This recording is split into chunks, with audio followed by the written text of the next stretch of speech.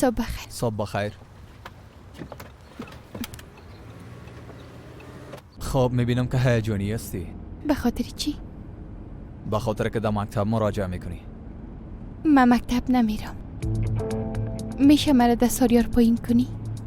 نفهمیدم. احمد، من باید قدیر پیدا کنم.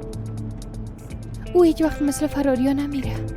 حتما کدام دلیل داره که برام زنگ نزده و احوال من نپرسیده. اگه نه هیچ وقت یک کار نمیکنه.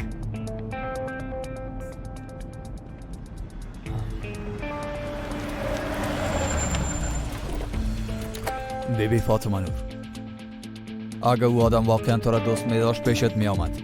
یک دفعه خودانه خانت می آمد، اما نامد. با وجود که او را من نمیشناسی.